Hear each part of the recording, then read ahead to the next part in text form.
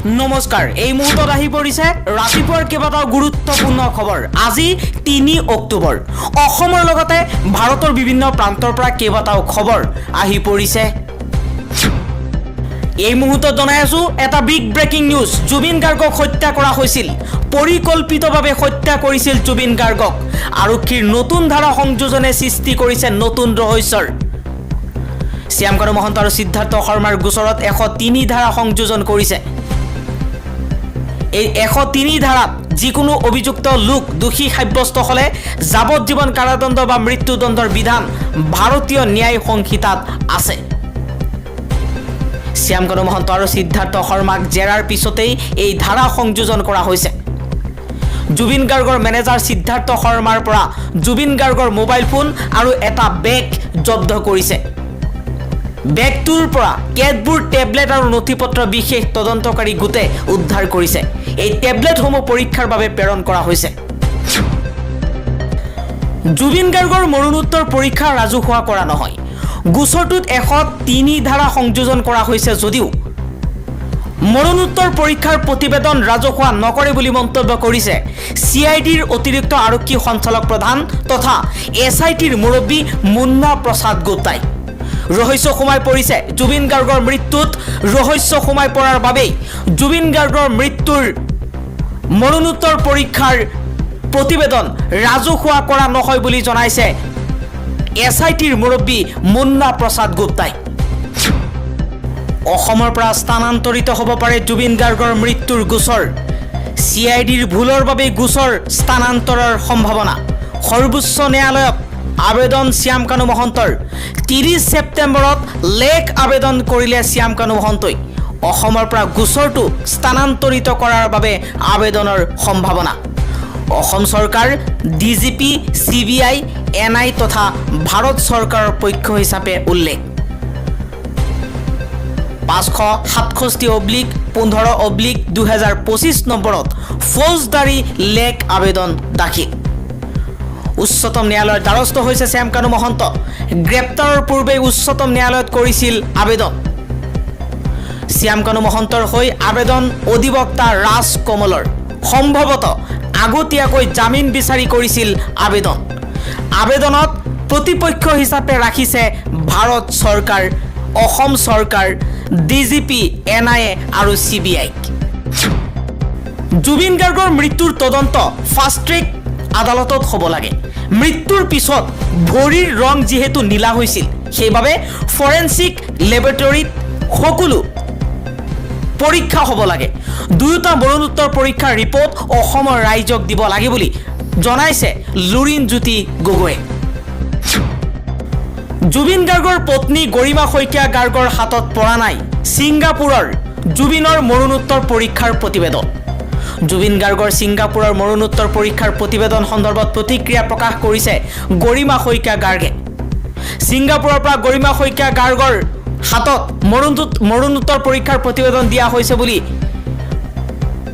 ব্যাপক প্ৰচাৰ হোৱাৰ পাছতেই এই প্ৰতিক্ৰিয়া ব্যক্ত কৰিছে গৰিমা শইকীয়া গাৰ্গে জুবিন গাৰ্গৰ মৃত্যুত ৰহস্য সোমাই পৰিছে এইবাৰ মন্তব্য কৰিছে জুবিন গাৰ্গৰ পত্নী গৰিমা শইকীয়া গাৰ্গে দুৰ্ঘটনাৰ দিনা সিদ্ধাৰ্থৰ সৈতে কথা পাতিছিল গৰিমা শইকীয়া গাৰ্গে সিদ্ধাৰ্থই কৈছিল জুবিনক CPR দি থকা হৈছে মই আচৰিত হৈছিলো কিয়নো জুবিনৰ হাৰ্টৰ প্ৰব্লেম নাছিল সিজাৰ এটেক হলেও 2-3 মিনিটতে সংজ্ঞা ঘূৰাই আহিছিল চিকিৎসকৰ ওচৰলৈ নিয়াৰ কথা সুধিছিল গৰিমা গাৰ্গে তাৰ পাছতেই তেওঁলোকে কাটি দিছিল ফোন এই মন্তব্য কৰিছে গৰিমা শইকীয়া গাৰ্গে ৰহস্য আৰু সোমাই পৰিছে আৰু বেছিকৈ ৰহস্য ঘনীভূত হৈছে কাৰণ সেই সময়ত সিদ্ধাৰ্থই একমাত্ৰ জুবিন গাৰ্গৰ লগত আছিল কিন্তু সিদ্ধাৰ্থই জুবিন গাৰ্গৰ মৃত্যুৰ পাছত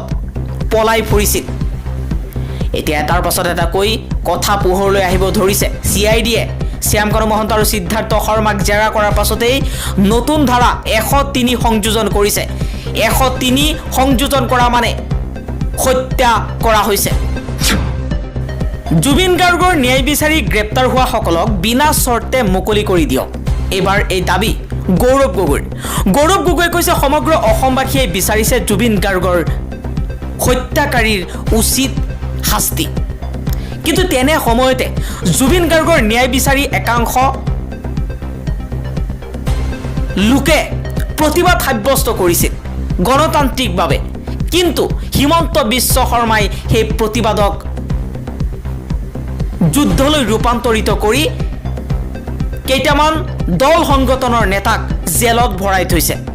কেনেধৰণৰ কানুন, কেনেধৰণৰ আইন প্ৰশ্ন কৰিছে গৌৰৱ গগৈয়ে কৈছে জুবিন গাৰ্গৰ ন্যায় বিচৰাটো অপৰাধ নহয়। জুবিন গাৰ্গ এটা সত্তা আছিল। জুবিন গাৰ্গ অসমৰ প্ৰত্যেকজন মানুহৰ অন্তৰত আছে আৰু ভৱিষ্যতেও থাকিব। কিন্তু জুবিন গাৰ্গৰ ন্যায় বিচৰাটো অপৰাধ হ'ব নোৱাৰে। জুবিন গাৰ্গৰ ন্যায় বিচাৰি প্ৰতিবাদ কৰা সকলৰ ওপৰত ৰাষ্ট্ৰদ্ৰোহৰ গোচৰ ৰুজু কৰি হিমন্ত বিশ্ব শৰ্মাই জেলৰ ভিতৰত সোমাই থৈছে। সেয়া উচিত হোৱা নাই। বিনা চৰ্তে অতি সোনকালে তেওঁলোকক মুকলি কৰি দিবলৈ আহ্বান জনাইছে গৌৰৱ গগৈয়ে। ভাৰত আৰু চীনৰ মাজত 5 বছৰৰ মূৰত আৰম্ভ হ'ব প্ৰত্যক্ষ বিমান সেৱা। 26 অক্টোবৰৰ পৰা ইণ্ডিগোই কলকাতা আৰু গুৱাংজুৰ মাজত আৰম্ভ কৰিব দৈনিক বিমান সেৱা। বৃহস্পতিবাৰে বৈদেশিক পৰিক্ৰমা মন্ত্ৰালয়ে প্ৰকাশ কৰিছে এই কথা। 2020 চনৰ পৰা বন্ধ হৈ আছিল ভাৰত আৰু চীনৰ মাজত প্ৰত্যক্ষ বিমান সেৱা। আদৰ্শগত বিৰোধৰ বাবে 5 অক্টোবৰত অনুষ্ঠিত হ'বলগীয়া RSSৰ 100 বছৰীয়া জয়ন্তী সমাৰোহত অংশগ্ৰহণ নকৰে কমলতাই গাভাইয়ে। সুপ্ৰিম কোৰ্টৰ মুখ্য ন্যায়াধী BR গাভাইৰ মাতৃ কমলতাই গাভাইক এই অনুষ্ঠানলৈ RSSে মুখ্য অতিথি হিচাপে নিমন্ত্ৰণ জনাইছিল। কিন্তু নিমন্ত্ৰণ ৰক্ষা কৰিব নোৱাৰে, কাৰণ আদৰ্শগত বিৰোধৰ বাবে 5 অক্টোবৰত অনুষ্ঠিত হ'বলগীয়া RSSৰ 100 বছৰীয়া জয়ন্তী সমাৰোহত অংশগ্ৰহণ নকৰে উচ্চতম ন্যায়ালয়ৰ মুখ্য ন্যায়াধী BR গাভাইৰ মাতৃ কমলতাই গাভাই। বিশ্বৰ অন্যতম ধনী অভিনেতা হিচাপে পৰিগণিত হ'ল শ্বাহৰুখ খান। $1.4 বিলিয়ন সম্পত্তিৰে ধনী অভিনেতাৰ তালিকাত ছুপাৰষ্টাৰ শ্বাহৰুখ খান। ভাৰতৰো আটাইতকৈ ধনী অভিনেতা কিং খান। হুৰুন ইণ্ডিয়া ৰিচ লিষ্ট 2025ত প্ৰকাশ পাইছে এই তথ্য। আত্মনিৰ্ভৰশীলতাই আগুৱাই যোৱাৰ একমাত্ৰ পথ। মোদীৰ সুৰতেই সুৰ মিলালে মোহন ভাগৱতে। আত্মনিৰ্ভৰশীলতাই এখন দেশৰ বাবে আগুৱাই যোৱাৰ একমাত্ৰ পথ। সেয়েহে ৰাষ্ট্ৰীয় স্বয়ংসেৱক সংঘৰ মুৰব্বী মোহন ভাগৱতে দেশৰ জনতাক উদ্দেশ্যি বিদেশী সামগ্ৰী বৰ্জন আৰু থলুৱা সামগ্ৰী ক্ৰয়ৰ আহ্বান জনাইছে।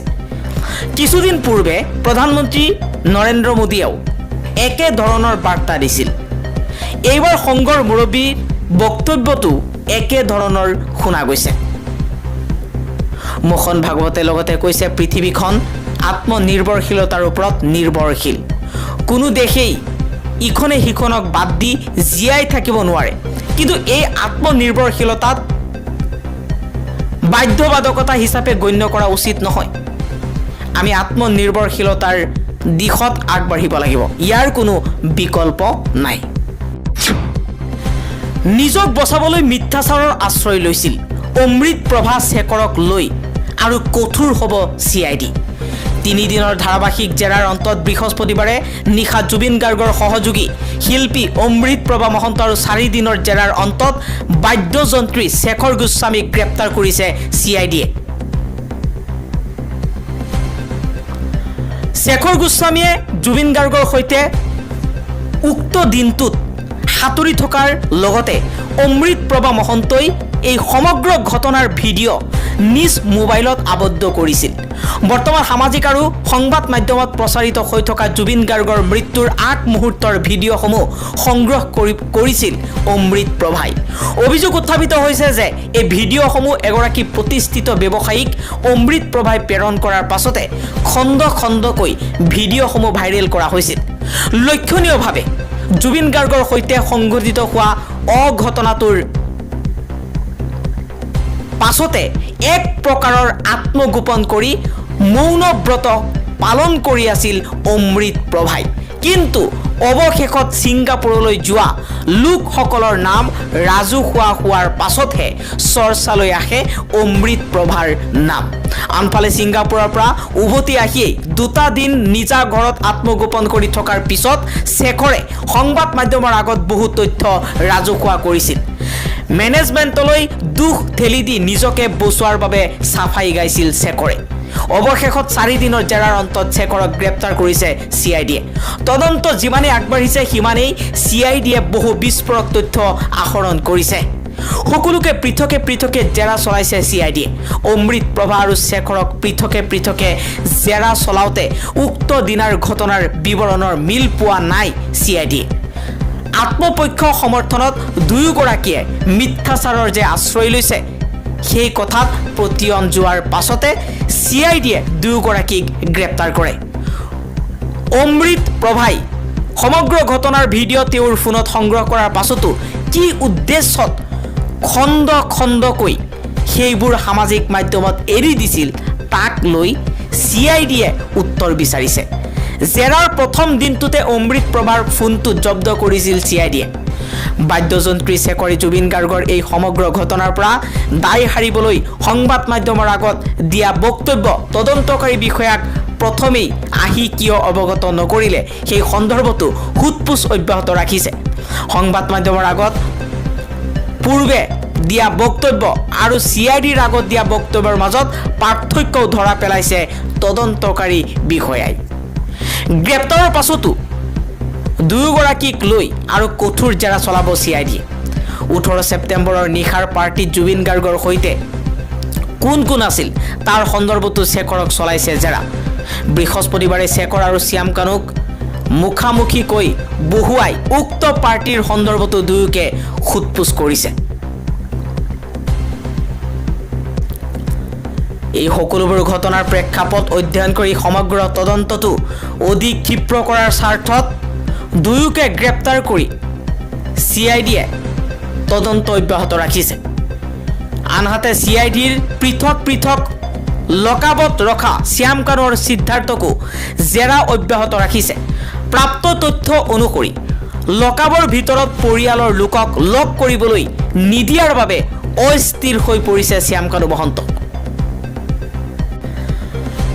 6 দিনীয়া জেৰাৰ অন্তত গ্ৰেপ্তাৰ কৰা হৈছে শেখৰজ্যোতি গোস্বামী আৰু অমৃত প্ৰভা মহন্তক। ছিংগাপুৰত জুবিন গাৰ্গৰ মৃত্যুৰ সময়ত সাগৰত থকা ইয়টখনত দুয়ো উপস্থিত আছিল। তদুপৰি সামাজিক মাধ্যমত কোনো থ্ৰিলাৰ সিৰিজৰ দৰে খণ্ড খণ্ডকৈ প্ৰকাশ পোৱা জুবিন গাৰ্গৰ মৃত্যুৰ পূৰ্বৰ ভিডিঅ'সমূহো অমৃত প্ৰভাৰ মোবাইলৰেই শ্বুট কৰাৰ কথা জেৰাত স্বীকাৰ কৰিছে। শেখৰ আৰু অমৃত প্ৰভাক অসম আৰক্ষীৰ দ্বাৰা গ্ৰেপ্তাৰৰ লগে লগে জুবিনৰ ৰহস্যজনক মৃত্যুৰ গোচৰত নাম সাঙুৰ খোৱা আৰু গ্ৰেপ্তাৰ হোৱা লোকৰ সংখ্যা মুঠ 4 জনলৈ বৃদ্ধি পাইছে। এই কাণ্ডৰ মূল অভিযুক্ত শ্যাম কানু মহন্ত আৰু সিদ্ধাৰ্থ শৰ্মাক ইতিমধ্যে গ্ৰেপ্তাৰ কৰিছে অসম আৰক্ষীৰ বিশেষ তদন্তকাৰী গোটে। CIDৰ উচ্চস্তৰীয় সূত্ৰই নিশ্চিত কৰিছে এই তথ্য।